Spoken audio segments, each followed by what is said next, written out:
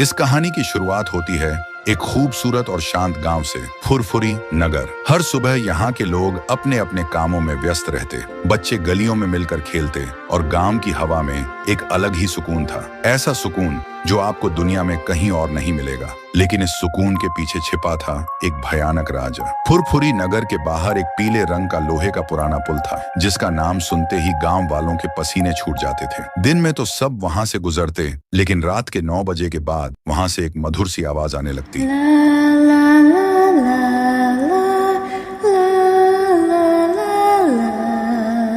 वो आवाज हवा के साथ पूरे गांव में गूंज जाती थी, लेकिन ना जाने क्यों गांव के लोग उस आवाज से बहुत डरते थे।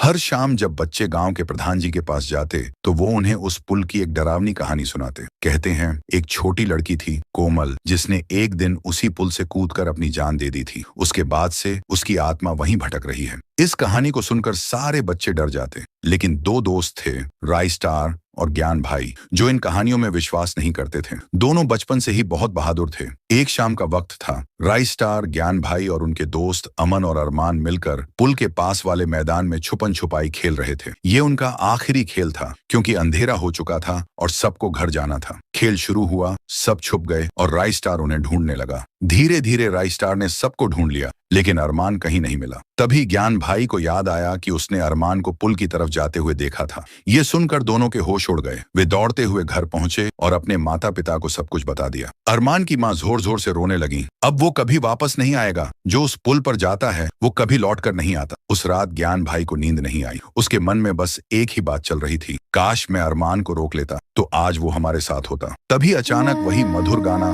फिर से सुनाई देने लगा। ज्ञान भाई ने बालकनी से देखा, पुल के पास एक लड़की खड़ी थी। वो सीधा उसी को देख रही थी। ज्ञान भाई बिना कुछ सोचे समझे अपनी बाइक उठाता है और सीधे पुल की तरफ निकल पड़ता है। वहां पहुंचकर उसने देखा, वो लड़की अब भी वहीं खड़ी थी, लेकिन जैसे ही ज्ञान भाई ने पुल पर कदम रखा, वो लड़की अचानक गायब हो गई। ज्ञान भाई ने हर तरफ उसे ढूंढा, लेकिन कोई सुराग नहीं मिला। तभी उसके कानों में वही गाना फिर से गूंजा, इस बार इतना पास से जैसे कोई ठीक पीछे से गा रहा हो। वो भागकर अपनी बाइक तक गया और उसे स्टार्ट करने की कोशिश करने लगा, लेकिन अब बहुत देर हो चुकी थी। अचानक बाइक के चारों ओर धुआं छा गया। ज्ञान भाई उस धुएं में समा गया और जब धुआं हटा तो वहां सिर्फ उसकी बाइक पड़ी थी। ज्ञान भाई गायब हो चुका था। उस पुल ने ज्ञान भाई को भी अपना शिकार बना लिया। अगली सुबह जब ज्ञान भाई अपने कमरे में नहीं मिला, तो राइस्टार और उसके घर वाले उसे खोजने निकले। बहुत देर तक ढूंढने के बाद राइस्टार को उसकी बाइक पुल के पास पड़ी मिली। राइस्टार समझ नहीं पा रहा था कि ये सब क्या हो रहा है। कोमल का भूत किस बात का बदला ले रहा है और उस पुल में हर रात वही गाना क्यों बज